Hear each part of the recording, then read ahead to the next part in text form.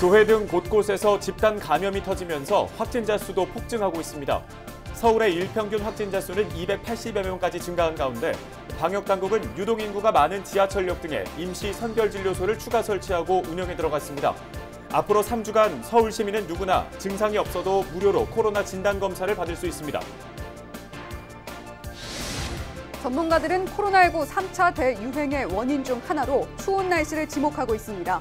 실내에선 주기적으로 환기를 하는 것이 중요하다고 전문가들은 조언합니다. 은평 지역 시민사회 90여 개 단체는 공익활동 실현 주민연대를 구성하고 공익활동 활성화 지원 조례안을 부결시킨 은평구 의회를 규탄하는 기자회견을 열었습니다.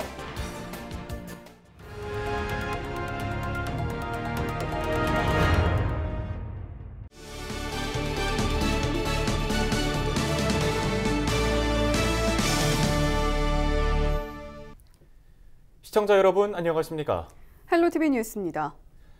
코로나19의 확산세가 걷잡을 수 없이 커지고 있습니다. 주말에는 전국에서 1000여 명이 넘는 확진자가 나왔고 교회 등 곳곳에서 새로운 집단 감염도 이어지고 있습니다. 서울 시민은 앞으로 3주간 증상이 없어도 무료로 진단 검사를 받을 수 있습니다. 손성혜 기자가 보도합니다. 14일 0시 기준 전국의 코로나19 신규 확진자는 718명입니다. 이 중 219명이 서울에서 나왔습니다. 일평균 확진자 수는 계속 증가하는 상황. 지난주 일평균 확진자는 2주 전 221명보다 60여 명이 증가한 283명으로 나타났습니다. 특히 음식점, 사우나, 교회 등 일상 속 감염이 폭증하고 있는 가운데 강서구 교회 관련 확진자는 158명, 은평구 수생역사 관련 확진자는 17명으로 늘었습니다. 방역당국은 집단 감염이 발생한 강서구 교회와 은평구 역사의 경우 환기 등 거리 두기가 미흡했던 것으로 조사됐다고 밝혔습니다. 성가대 연습실 창문이 작아 환기가 어려웠고 새벽 예배 장소는 지하에 위치하여 환기가 불가한 것으로 확인되었습니다.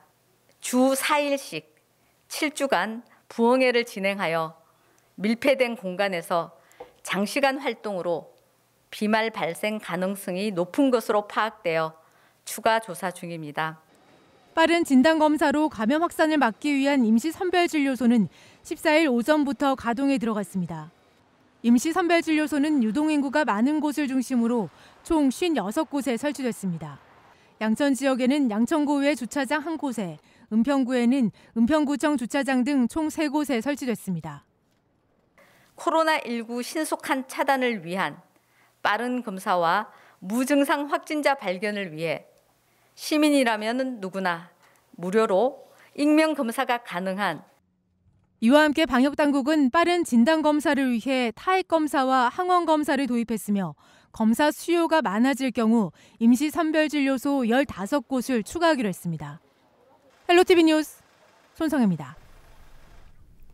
매서운 한파가 찾아왔습니다. 강원과 경북 등 일부 지역에서는 올겨울 첫 한파 경보까지 내려졌는데요. 극심한 겨울 추위로 코로나19 3차 대유행이 장기화되는 건 아닌지 걱정입니다. 보도에 심다혜 기자입니다. 두꺼운 옷차림의 시민들이 출근을 서두릅니다. 패딩 점퍼에 달린 모자를 눌러쓰고 장갑을 끼거나 주머니에 손을 넣어 추위를 막아봅니다. 마스크 사이로는 입김이 뿜어져 나옵니다. 손도 많이 시리고요. 귀도 많이 시리고 마스크 썼을 때 좀 김도 많이 서리고. 안에 지금 두둑하게 지금 입어갖고 지금 몸체가 지금 많이 불어 있어요. 눈이 그치고 찾아온 영하권 한파. 더 큰 걱정은 코로나 확산입니다. 이렇게 겨울철 춥고 건조한 날씨가 이어지면서 바이러스의 활동성과 또 전파력이 커졌다는 게 전문가들의 의견입니다. 실제로 본격적인 겨울 추위가 시작된 지난달부터 확진자가 급증하기 시작했습니다. 지난 8월 400명대까지 치솟았다가 두 자릿수로 떨어진 확진자 수. 이번 달 12일 1000명이 넘는 환자가 나오면서 불과 한 달 만에 확진자가 10배 넘게 늘었습니다. 바이러스의 활동력이 왕성해지는 겨울철과 맞물려 확진자가 빠르게 늘어난 겁니다. 냉장고 온도라든지 이런 곳에서는 수개월 동안 살 수 있는 것도 있고요. 마이너스 20도가 되면은 훨씬 더 오래 견딜 수 있다고 하거든요. 연구마다 조금씩 다른데 뭐 한 2개월 이상 뭐 유지하는 것도 있고 그렇기 때문에 우리가 냉동식품에서 이렇게 뭐 코로나 바이러스가 운반되지 않냐 하는 그런 얘기도 나오고 있는 거죠. 추운 날씨에 산밀, 즉 밀집, 밀폐에 밀접한 실내 공간에 시민들이 모이는 것도 코로나 확산의 이유입니다. 이제 밖에 추우니까 환기하기도 어렵고 사람들이 야외 활동보다는 이제 실내 활동을 훨씬 더 많이 하게 될 수밖에 없기 때문에 결국 실내에 사람들이 모이게 되고 환기가 안 되는 실내에 사람들이 모여서 남은 12월은 작년 이맘때보다 춥고 건조한 날씨가 이어질 것이라는 관측이 나오는 상황. 전문가들은 마스크 착용 등 방역 수칙을 준수하고 춥더라도 실내 환기를 주기적으로 해야 한다고 조언합니다. 헬로티비 뉴스 심다혜입니다. 공익활동 실현 은평주민연대는 14일 오전 은평구 의회 앞에서 공익활동 활성화 지원 조례안을 부결시킨 은평구 의회를 규탄하는 기자회견을 가졌습니다. 은평주민연대는 열린사회 시민연합 은평시민회 등 지역 시민단체와 마을 네트워크 91곳으로 구성됐습니다. 주민들은 대통령령으로 시행하고 있는 시민사회 발전과 공익활동 증진에 관한 규정과 서울시 시민사회 활성화에 관한 조례가 있음에도 구의회가 공익활동 활성화 지원 조례를 부결한 것은 납득할 수 없다며 구의회를 비판했습니다. 또 구의회가 주민참여 예산사업 예산을 삭감하려 한다며 이는 풀뿌리 민주주의를 역행하는 것이라고 지적했습니다. 구의회가 주민들의 의견을 무시하고 이런 결정을 내려준 이 사태가 과연 은평구 발전에 무엇을 할 수 있는 건지 심각하게 참여예산 위원장이기 전에 은평구의 구민으로서 심히 유감스럽고 안타깝습니다. 주민연대는 참여예산 삭감 의견을 내고 공익활동 활성화 등 해당 조례안을 반대한 의원들의 명단을 공개할 것을 촉구하고 주민들의 요구가 반영될 때까지 공동행동을 이어가겠다고 밝혔습니다. 앞서 상임위를 통과해 본회의에 상정된 공익활동 활성화 지원 조례안은 본회의에서 무기명 투표로 부결됐으며 민주시민교육 조례안은 보류됐습니다. 한편 은평구 의회는 예산결산특별위원회를 꾸려 지난달 30일부터 이달 11일까지 내년도 은평구 예산안에 대한 심사를 진행했으며 14일 개수 조정을 거쳐 17일 본회의에서 최종 확정할 계획입니다.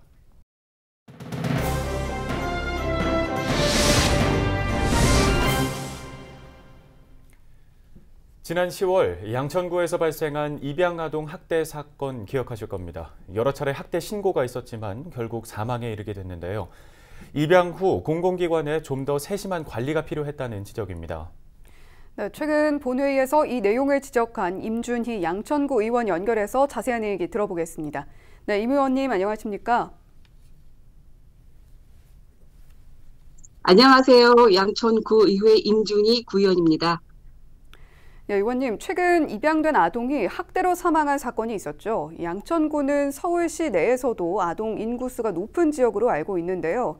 네, 우선 아동 학대 현황 먼저 짚어보죠. 어떻습니까? 네, 양천구는 교육도시답게 아동 인구수가 양천구 전체 인구의 17.9%로 2020년 8월 기준 72,714명입니다. 아동 인구가 서울시에서 5번째로 많습니다.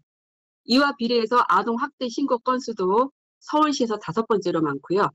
이 신고가 실제 학대 사례로 판단된 것은 2019년 12월 기준으로 1년간 신고 건수 181건 중 160건으로 약 89%나 됩니다. 이는 서울시에서 3번째로 높은 수치입니다. 또한 학대 의심 신고를 안일하게 대처하면 안 된다는 것을 보여주는 증거입니다. 네. 양천구는 이 아동 친화 도시이기도 하잖아요. 지난 여름에는 아동 보호팀이 신설됐고 사례 관리 아동 일제 점검 등을 실시하기도 했는데 그럼에도 이런 학대 사건이 발생한 이유 어디에 있다고 보시나요? 네, 지난 10월에 발생한 양천구 입양 아동 사망 사건은 입양된 지 8개월 만에 양부모의 학대로 사망한 사례입니다.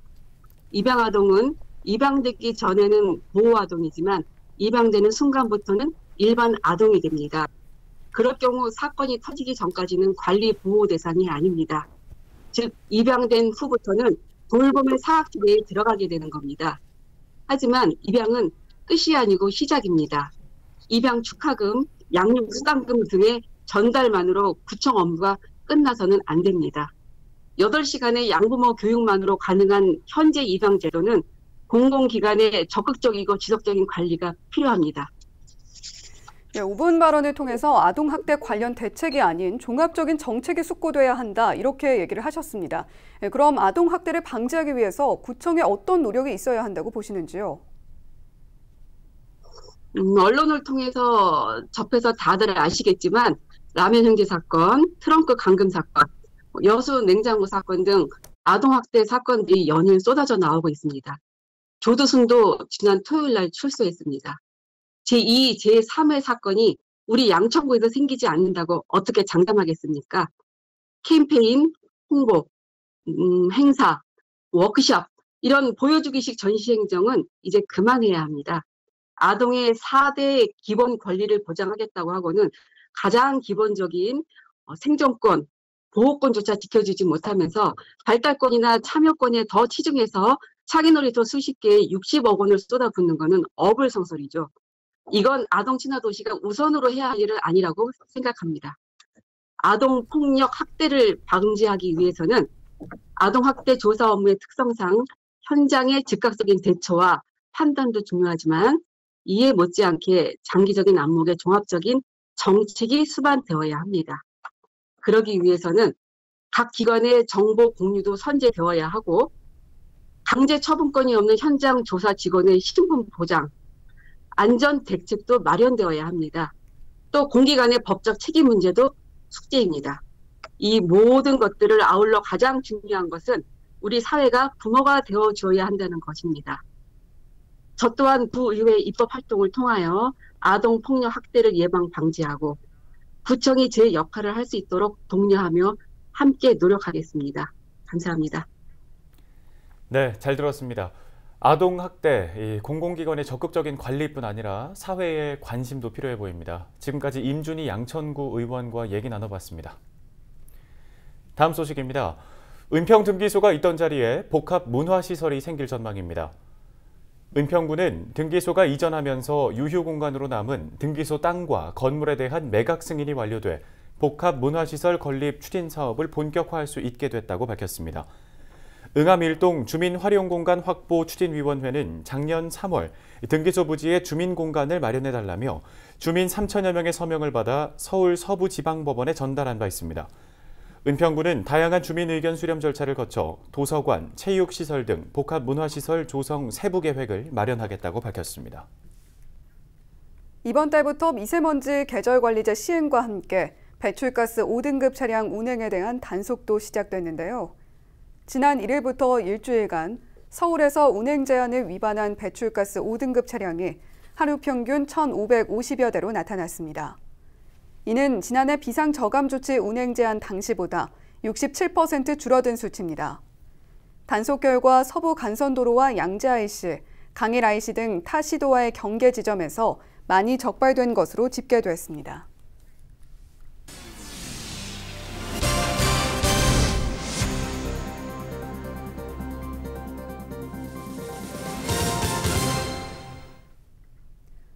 코로나19 장기화 상황에 인천공항 이용객이 95% 이상 급감하는 등 여행과 항공업계의 본격적인 해고 칼바람이 우려되는 상황입니다. 네, 더욱이 공항 협력업체 비정규직 직원들에게는 이 실업의 공포의 파고가 더 크게 다가왔는데요. 코로나19로 실직해 대리운전 기사가 된 한 청년을 이정하 기자가 동행 취재했습니다. 어떠한 운영하는데 어려움이 아니라 이거는 그냥 운영 자체가 안 되기 때문에 그렇게 판매를 하니까 진짜 유지도 안 되고 제일 힘든 게 생긴 것 같아요, 지금.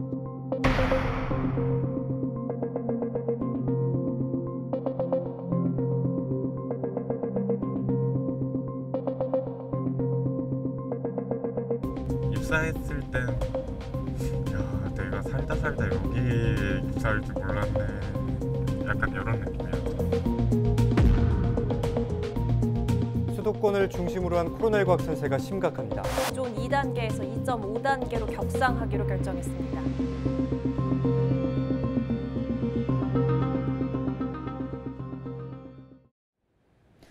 도심을 환하게 밝히던 불빛이 모두 꺼졌습니다. 연말 분위기 사라진 지 오래입니다. 수도권을 중심으로 다시 찾아온 코로나19 대유행은 이처럼 도시 전체를 깜깜하게 만들었고 모든 걸 멈추게 했습니다. 이런 가운데 우리는 한 20대 청년을 만나볼 텐데요. 코로나19로 하루아침에 삶의 터전을 잃고 거리로 나온 청년 대리운전 기사의 하루를 함께 따라가 봤습니다. 수도권 지역 거리두기가 2.5단계로 상향된 이튿날 밤 24살 1년차 대리운전 기사 우공민 씨가 인천의 한 신도시로 나왔습니다. 2년 가까이 인천공항 면세점 인도장에서 파견계약직 노동자로 일하던 우 씨. 코로나19 여파에 여행과 항공산업이 크게 위축되면서 지난 4월 권고사직으로 일자리를 잃었습니다. 국내 면세점 협력업체 계약 직원 신분이었던 우 씨는 정부 고용유지지원금조차 꿈꿀 수 없었습니다. 갑작스런 실직에 실업급여 수급 기간마저 끝나자 생활고는 더 심해지고 있습니다. 줄어들었죠. 수입 자체가 너무 줄어들어가지고 요즘 생활비를 자꾸 걱정을 하게 되고 자꾸 그 금전적인 부분에서 쫓기는 그런 게 있습니다. 일단 지금 상태에선 버텨봐야죠. 재취업이 힘들어 생계를 위해 뛰어든 대리운전. 인천과 부천 일대를 누비며 부지런히 움직이고 있지만 초보 기사에게 현실은 결코 녹록지 않습니다. 손님분이 그렇게 집에 가서 그러면 제가 이체를 해드리겠다. 아무래도 그 대리비를 떼이는 경우가 있습니다. 주로 전동휠을 타고 움직이는데 서툴고 마음만 앞서다 보니 위험한 사고에 노출되는 일도 잦습니다. 손님에게 빨리 가야 되기도 하니까요. 전원이 팍 꺼져서 앞으로 그냥 쭉 튕겨져 나가는. 이렇게 해서 우 씨가 하루에 손에 쥐는 돈은 최대 10만 원. 최근 들어서는 이마저도 언감생심입니다. 회식이나 술자리가 아예 사라지다 보니 대리운전을 찾는 손님도 절반 이하로 떨어졌기 때문입니다. 무기력하기도 하고 나와봐야 그냥 춥고 배고프고 돈 한 푼 벌려고 이제 아둥바둥 뛰어가는 자신. 장비를 타면서 이제 너무 위험하게 그 돈 몇 푼이 뭐라고 쫓아가는 그 자신의 모습을 볼 때 좀 한탄하긴 합니다, 요즘은. 대부분 식당의 영업이 끝나는 밤 9시부터 30분 동안이 손님을 만날 수 있는 골든타임. 이 시간을 놓치면 오늘도 빈손으로 퇴근해야 하는 처지입니다. 이처럼 수도권 거리두기가 2.5단계로 격상되면서 이른바 코를 잡는 일도 만만치 않게 된 겁니다. 그럼 오늘은 좀 아직까지는 안 보이시는 거예요? 네, 아직까지는 제가 보기에는 오늘도 9시에 척불을 잡을 것 같습니다. 힘 빠지죠. 그래서 솔직히 버티고 싶다가도. 우 씨가 하룻밤 사이 받은 콜은 단 한 건. 보험료와 수수료를 떼고 나면 하루 일당은 2만 원 안팎입니다. 20대 청년 대리운전 기사는 다시 일하던 공항으로 돌아갈 희망을 품고 있을까? 그냥 좀 한때 있었던 곳 그냥 별 감흥은 없어요. 요즘은 아무래도 2년 동안 다녔던 직장인데 이게 전염병 하나 때문에 저기를 돌아가지를 못하고 있으니 좀 답답한 감정이 있습니다. 코로나19 장기화에 우 씨처럼 인천공항 파견업체 소속 근로자로 일하던 6만 200여 명 가운데 절반에 가까운 직원들이 휴직과 퇴직 등으로 일자리를 떠났습니다. 우 씨는 파견업체로부터 상황이 나아지면 다시 채용을 하겠다는 약속을 받았지만 기약은 없습니다. 솔직히 요즘은 조금 막막합니다. 이게 코로나19가 종식이 되든 아니면은 좀 감염자 수라도 적어져서 경제가 다시 돌아가든 해야 고용 안정이 될 텐데 지금 상황에서 어느 직장을 가든 결국 불안한 미래밖에 없다 보니. 코로나19 습격 1년. 그 사이 실직을 겪은 20대 청년은 불 꺼진 도시의 유령이 돼 어느 때보다 혹독한 겨울을 맞이하고 있습니다. 헬로티비 뉴스 이정아입니다. 헬로티비 뉴스는 언제나 지역 주민 여러분 곁에 있겠습니다. 시청해주신 여러분 고맙습니다.